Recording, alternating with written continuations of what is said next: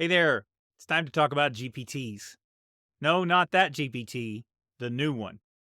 So, when we've been talking about GPTs so far, we've been talking about the models. See, OpenAI released this concept of a GPT a while back, and we've been referring to it by that name, but maybe some of you don't even know what GPT is. Well, let me tell you, it's a generative pre-trained transformer.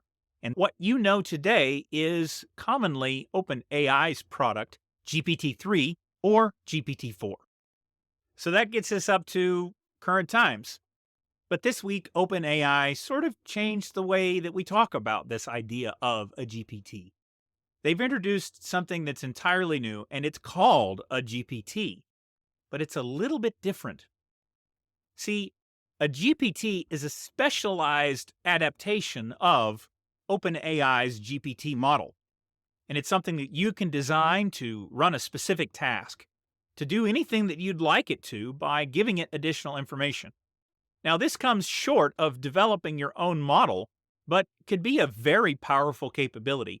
And today, I'm going to take you through what this is, how to use it, building your own, and a little bit about what this means for all of us and how we can take full advantage of it going forward.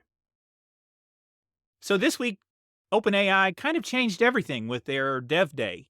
The keynote was given by Sam. He came out and showed us what a custom GPT looked like and how to build one.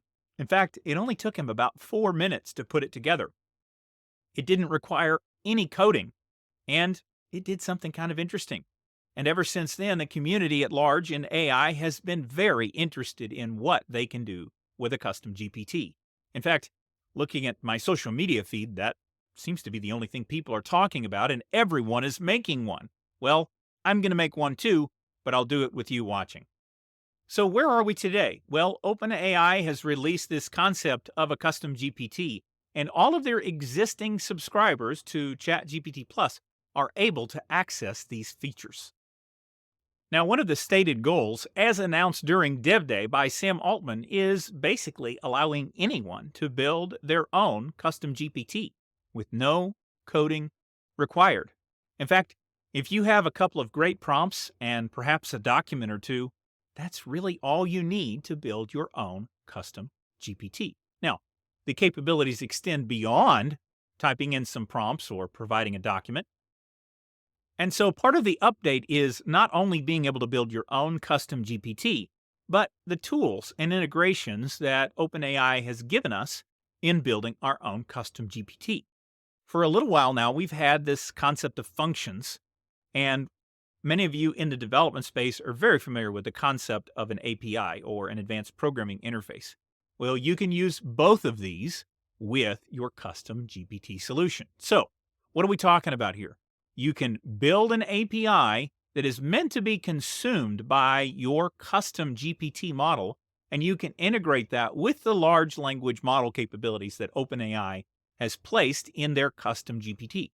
So as you build out your own custom application, you can integrate it with your own data, with your own documents, and even with proprietary function calls that you use to inform OpenAI and the model on how to access the information. One of the key design features is that OpenAI has designed these GPT interactions to remain confidential, and you have control over how your data is used inside of them. So they are going after this in a way that can make it secure. But I want to caution you around the mistakes that can be made with these models. We've known for quite some time that solutions built with custom prompts are sort of open to you capturing the custom prompt or the information that sits behind it. And I fully expect that there will be prompt hacks and things that people are able to do to not only extract the prompt from the custom GPT, but potentially also access any document that you've uploaded. So you do have to be aware that, number one, this feature is still in beta, very much under development, and it's something that's very exciting to play with. But you might want to be a little bit cautious about how you're placing the information or how you're deploying it or how widely you are deploying it. Now, they do have an enterprise capability. You can keep that entirely internal to your enterprise organization. So that's probably a little safer if you're already working with OpenAI for ChatGPT Enterprise. But for those of us that are building solutions and sending that out to the greater public, just be aware that some conditions may apply and you'll want to be cautious about how you deploy and use these. Now, one of the great things about this custom GPT capability and our ability to begin working with and building custom GPTs is not only that you're able to play with it and build something that's purpose built, but in the not too distant future, OpenAI have announced during their dev day that they are going to create a GPT store. Not only are they going to have a central place where you can access and find all of the GPTs that are relevant to you, but they're going to create a store that allows the sale and the monetization of these GPTs. And OpenAI will be doing profit sharing of the GPT store and the apps that are deployed. So there'll be a percentage that they will take for hosting and providing the capability, and you'll be able to actually build GPTs to sell and create revenue from using your talents and documents and data to build custom GPTs. So now that we know that it's possible to build a custom GPT and actually make money by building one, you're probably interested in understanding how to build one, and I'll take you through that in just a moment. But I want to impress upon you a few key things as I begin this journey. The first is, let's think deeply and carefully about what it is that we want to build. Now, I've been working on a number of projects for myself, and one of those is composing and sharing with you all the mistakes framework. And the reason I've created the mistakes framework is to aid in putting a plan together to be successful in whatever it is that you're going to build. So in just a moment, I'm going to show you how to build a custom GPT, and I will use the mistakes framework to do that. I'll share that journey with you, and hey, while we're at it, let's use the mistakes framework for our custom GPT, because I think you all can benefit from the techniques and the overall structure used in building and deploying a new idea successfully. In many ways, this custom GPT capability is a form of application development.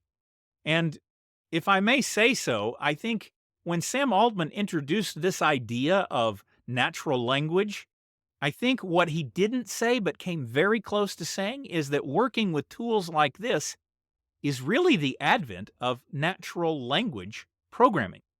You see, we only need natural language to begin composing an application, and this is an entirely new paradigm. In fact, what OpenAI have done here is open up the world to developing applications, because anyone with the right knowledge and the right ideas can come in and create an entirely new application and then monetize the deployment of that application. Anyone that knows how to create value is now able to become a developer. So this is an incredibly exciting time. Let's go. Okay, so if you haven't already had an opportunity to see the mistakes framework, let me introduce that to you. The mistakes framework is a comprehensive working approach that I have built and developed. It helps you to build the right thing and take into context the right elements to be successful in whatever it is that you want to do. And essentially, the mistakes framework includes the following items, one for each letter of the word mistakes. The first is map, so we can identify the problem area. Investigate, which is conduct a little bit of research. Sketch, which is developing the initial idea. Test, which is a validation, a form of checking what we've done and ensuring that what we've built is moving things in the right direction. Kickstart, then, to launch your idea and actually put it in the hands of someone to begin using it. Evaluation, which lets you identify some key metrics and information that needs to be watched as you are deploying something new so that you can evaluate, is it being successful, and identify ways to improve it. And then the final step, a second S, which is sustain. And the point of this is more or less to ensure that not only do we launch something that's successful, but that we continue to derive success out of it, continuously integrate, continuously innovate, and improve what it is that we've built. And so I want to bring that into the discussion of developing a custom GPT. So one of the first things we're going to do is we're going to look at this concept of mapping. And if I can just quickly frame that for you, When we are building a custom GPT, you need to have some sort of a vision. You need to have an idea of what it is that you want to accomplish. And then you're going to look at what are the things that surround that idea. How can you fully develop that idea? What are the things that are involved in making that a success? Perhaps there's some external data sources, some places where you need to collect some information. Perhaps there are some resources like external APIs, databases, and the like that you can use in composing the data set that informs your custom GPT's information model so that you're able to provide exactly the right intelligence and information for your user that's taking advantage of your custom GPT solution. Now, once you have a good idea of what that map looks like, we're going to do some research. So we're going to look into the idea, see if there's anything like this out there. And if there is, we're going to get an understanding of what that is and try to use that to our advantage. In these early days of custom GPTs, it's entirely possible that someone else had exactly the same idea as you, and we want to take advantage of that. Competition in the marketplace can be a good thing, so we want to be sure that we're differentiating our product and creating unique value with whatever it is that we're creating. Then we're going to begin thinking about the use cases that apply to the thing that we're trying to build. We're building a learning app. Perhaps you're doing something with some business analytics. Or perhaps it's a coaching application that helps someone to be successful in the things that they want to do. When we then begin to think about what it is that they want to do, we can then define the envelope of what it is that our custom GPT is specifically going to do. Is it going to generate content? Is it going to take in input and analyze data? Is it going to be about a back and forth? Perhaps it's conversational, using this concept of a chatbot to create an interaction that helps someone think clearly about a problem. These are all elements of the user experience that we want to consider, and that is absolutely essential for our success going forward. Now, once we've taken those things in, we can actually open up the console and begin to build our custom GPT. And here's the cool thing. OpenAI have sort of thought this through. So they're prompting you and giving you questions that you answer in order to build the custom GPT. So they have made this really fundamentally iterative in terms of how you develop it. So there's really no reason that we can't just go ahead and get started. Sketch it out. Create a first version of your custom GPT. And then you can share it with someone to begin testing it. See, at the test phase, then we can begin to get feedback from other people on what they think about it. And it's so easy to share your custom GPT today. And if you're looking to understand what that might be, what others have built, there's a couple of places you can go. And so in my internet travels today, I came across two sites that are already performing this capability, this real aid of finding GPTs that we can all play with. Their entire reason for existing is to help us all to identify and find new GPTs that we can use. And all of this really predates the store. There are the OpenAI example GPTs, and even the new DALL-E 3 capabilities are in a form of custom GPT for us to continue to use in capturing images. So that's one way that you can use a custom GPT provided by OpenAI. They are going to be releasing a store that will let all of us identify and find these new applications. But until then, I found two today that I thought I'd share with you. They'll be down in the comments below. The first is allgpts.co and GPTs Hunter, gptshunter.com. And GPTS Hunter I came across on Twitter. They're actually finding anybody that shares their custom GPT on Twitter, and they're using that to pull it into their site. So you can go in there and have a look at all of the custom GPTs that people are building, even right now as we speak. And so now it's time to talk about the next phase, which is actually launching your custom GPT. That's the K, the Kickstart. So you can make your custom GPT publicly available. You can use it yourself. You can deploy it with a special link and only have it work with the link, so you can hand that out to specific people. I think I would keep that for the sketch and test phase. But then when you've got a complete product and you're ready to see other people using your custom GPT and really create value by sharing it with the world, you too can publish it and make it publicly available for someone to find on their own and to begin exploring. Now, this is where we move into the evaluate phase. This is where we're trying to understand, is this really worthwhile? Is this something that is creating value for someone? And I think the answer to that today is, if you're creating a custom GPT that helps you, that solves a problem for you, it's very likely that someone else is going to get value out of that thing as well. If you are just creating a custom GPT to create one, it's probably best to keep that to yourself and keep iterating until you hit upon something that's a real idea, something that creates value. And here's the cool thing about building custom GPTs. You don't have to be a coding expert to create a custom GPT. They've made a platform that is largely user-friendly, and you can put together those elements and easily share it with the world. For those of you that like to get into coding, there's two things that you need to be aware of. One is the API integration capabilities, where you can actually have it reach out and grab an API, and the ability to do custom code that triggers a specific function. And you can integrate all of this into your custom GPT. So if that's not something you're familiar with, you can start simple. You can upload a couple of documents to provide the core data, write a couple of prompts that's going to drive the primary experience. And if you're into prompts, you might want to take a look at last week's live video where I covered some of the new revelations around prompts and how emotions actually play a role in making more effective prompts.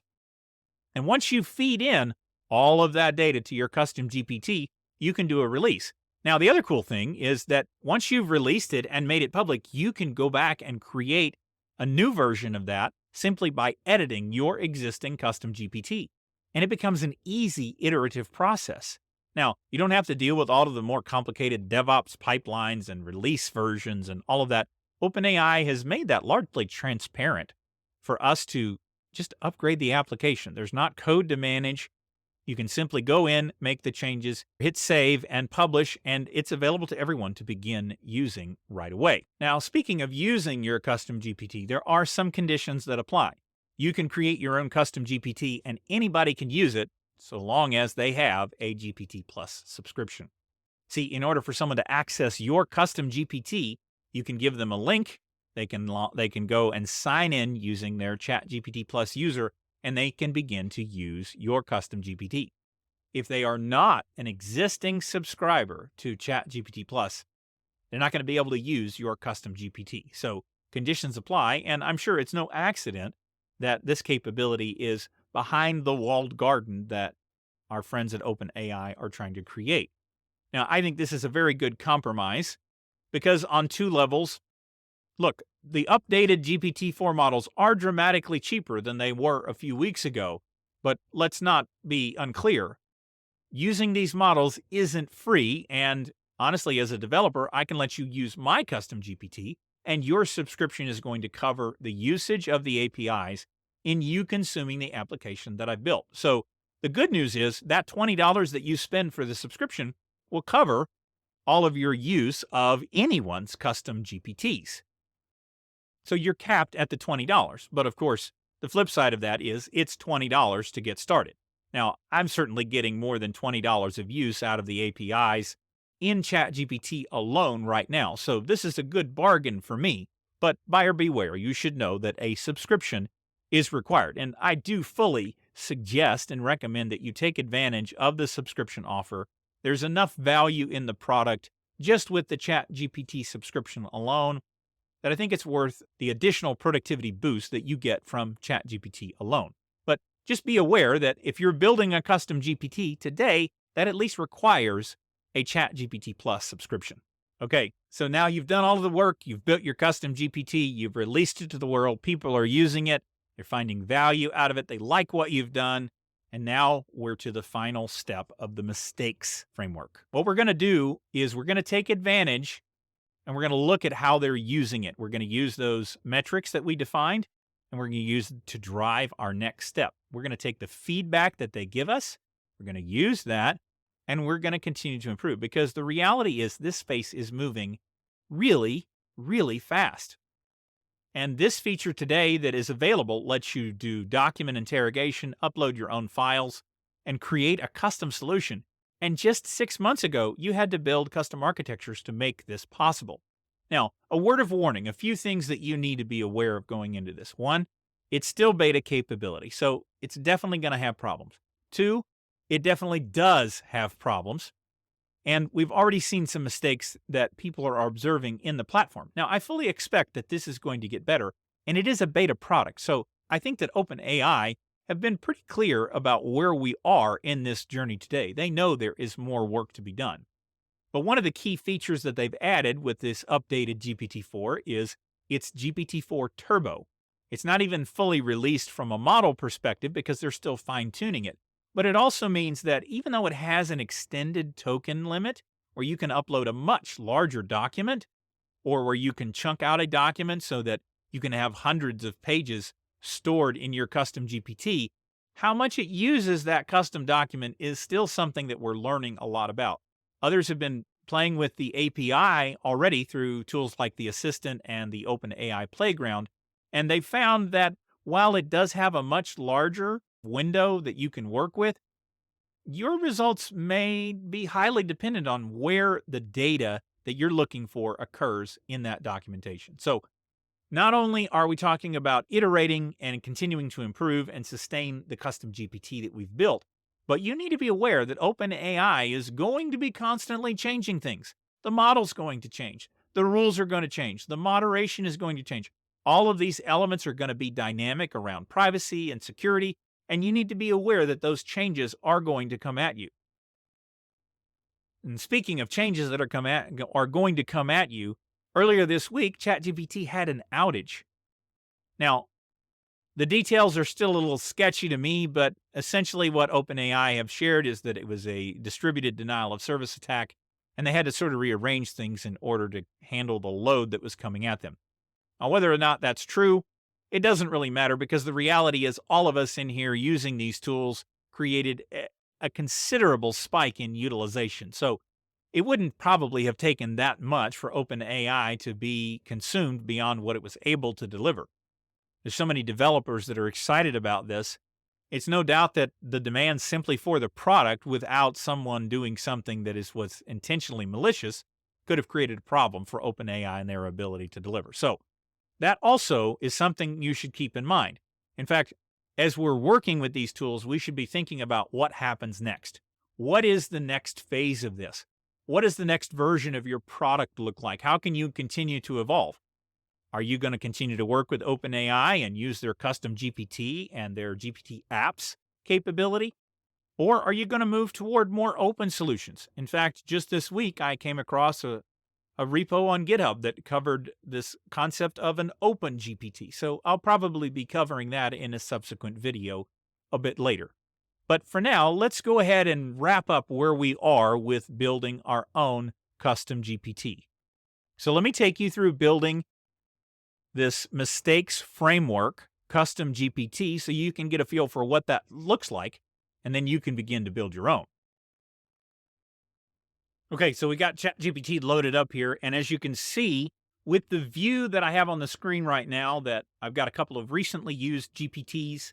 There are a selection of made by OpenAI solutions, so you can take advantage of those, take a look through them. There's some really good samples in here that can really help you get a good idea of where you might like to start with your own. And I've already created one because I make YouTube videos. This helps me think through my ideas. But I'm going to create a new one using the mistakes framework right now for you. So we're going to just click on create a GPT, and they've got the beta badge there very clearly illustrated so you can see, hey, this is a new thing that we're beginning to work with. Now, as we're looking at how we're going to build, the very first thing is we get a prompt, right?